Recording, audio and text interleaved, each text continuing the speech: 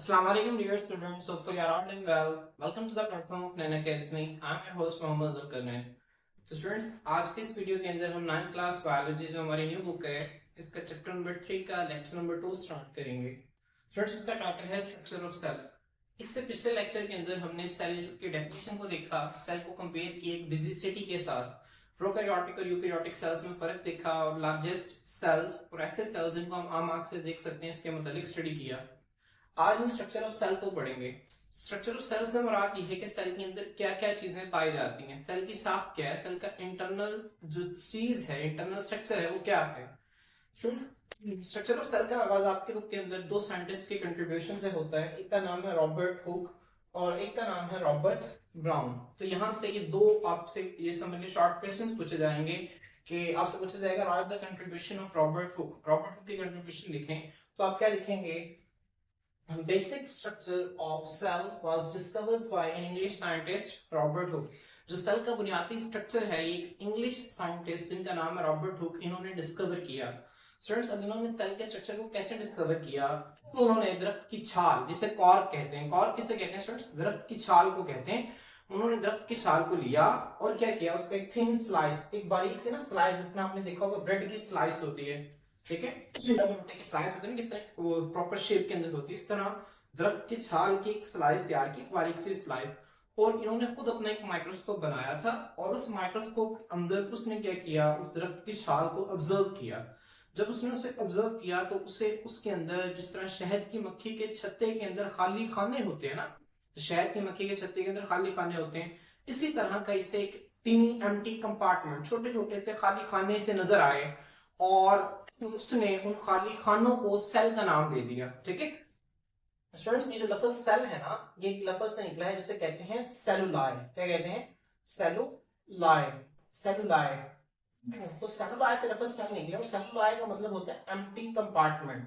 क्या होता है, एम्प्टी कंपार्टमेंट, खाली खाना। सबसे पहले सेल को रॉबर्ट हुक ने दरियाफ्त किया और उसने सेल को एक खाली खाने के तौर पर पाया कि सेल जो है बस इसके कितने एक दीवार मौजूद होती है और उसके अंदर कुछ भी नहीं होता। तो इसने उसे खाली खाने के तौर पर पाया तो उसने उसे सेल का नाम दे दिया कि एक जो है ये खाली खाना है। और इसके अकॉर्डिंग जो वो जो छाल थी ना, वो जो कॉर्क थी, वो खाली खाना से मिलकर बनी थी। अब स्टूडेंट्स उसे उसके अंदर की चीजें क्यों नजर नहीं आई, क्योंकि उसका जो माइक्रोस्कोप था जिससे उसने उस स्लाइस को ऑब्जर्व किया था, उसको उसकी मैग्नीफाइंग पावर, उसकी बड़ा करने की जो पावर थी वो इतनी ज्यादा अच्छी नहीं थी। तो जैसे जैसे वक्त गुजरता गया माइक्रोस्कोप की पावर जो है वो मजीद बेहतर से बेहतर होती गई। फिर जब काफी ज्यादा वो बेहतर हो गई, फिर एक साइंटिस्ट जिनका नाम है रॉबर्ट ब्राउन, जब ये स्टडी कर रहे थे ठीक है प्लांट के एक सेल को, तो इन्होंने उसके अंदर एक छोटा सा एक स्ट्रक्चर डिस्कवर किया जिसे न्यूक्लियस कहते हैं। ठीक है, तो रॉबर्ट ब्राउन ने क्या किया, रॉबर्ट हुक का जो कॉन्सेप्ट था कि सेल जो है वो खाली खाना है, इसको गलत साबित किया और इसने बताया कि नहीं, कि सेल जो है वो खाली खाना नहीं है, सेल के अंदर एक स्ट्रक्चर भी मौजूद होता है जिसे न्यूक्लियस कहते हैं। और फिर जब न्यूक्लियस की डिस्कवरी हुई तो फिर उसके बाद सेल के अंदर कई सारी बाकी ऑर्गेनेल्स की डिस्कवरी स्टार्ट हो गई। तो स्टूडेंट्स आज को बुक से रीड करते हैं। वो कहता है basic structure of cell was discovered by English scientist Robert Hooke in 1665। कब की बात है स्टूडेंट, 1665 की एमसीक्यू आपने ध्यान में रखना है। ठीक है, रॉबर्ट हुक ने 1665 के अंदर एक्सपेरिमेंट्स किए थे यूजिंग अ सिंपल माइक्रोस्कोप, एक सादा माइक्रोस्कोप को इस्तेमाल करते हुए। हुक एग्जामिन का मतलब होता है मुआयना करना। रॉबर्ट हुक ने क्या किया, मुआयना किया, देखा, किसको देखा, a thin slice of cork. Cork कहते हैं दरख्त की छाल को, थिन कहते हैं बारीक, स्लाइस कहते हैं टुकड़े को। ठीक है, दरख्त की छाल का एक बारीक टुकड़ा लिया एंड डिस्कवर्ड, और क्या दरियाफ्त किया, टिनी बॉक्स लाइक स्ट्रक्चर, छोटे छोटे से डब्बों की तरह के स्ट्रक्चर्स, इस तरह से, जिस तरह फर्ज करिए इस तरह से बिल्कुल छोटे छोटे से बॉक्स लाइक स्ट्रक्चर उसने क्या किए, दरियाफ्त किए, दैट ही कॉल्ड सेल्स, जिसे उसने सेल का नाम दिया। और मैंने भी आपको बताया कि जो लफ्ज सेल था उसने एक ग्रीक वर्ड था सेलुलाई, क्या लफ्ज था, सेलुलाई, CELLULAI, सेलुलाई, इसका मतलब क्या होता है, एम्प्टी कंपार्टमेंट, खाली खाना। इस सेलुलाई से सेल लफ्ज को लिया गया था और फिर उसने उसे सेल का नाम दिया। अब फ्रेंड्स यहां तक जब आपसे पूछी जाएगी ना कंट्रीब्यूशन का, रॉबर्ट हुक की क्या कंट्रीब्यूशन है, तो आपने इसके दो पॉइंट्स इस तरह से बना के लिख देने हैं। ठीक है, अगली लाइन आपके बुक में लिखी हुई, आप इसे कट कर सकते हैं, आपने इसे नहीं लिखना। वो कहता है कि he could not study the details of internal structure of cell, वो सेल की अंदरूनी साख को स्टडी नहीं कर सका। However, कहा में 19th century quality of microscope was improved. 19वीं सदी में क्या हुआ, माइक्रोस्कोप का जो क्वालिटी थी, जो मायार था, वो क्या हुआ, बेहतर हुआ. स्टूडेंट्स फिर यहाँ पे ये आपने याद रखना है, ये दोनों लाइंस आपने याद नहीं रखनी, ठीक है, आप लोगों ने याद नहीं करनी.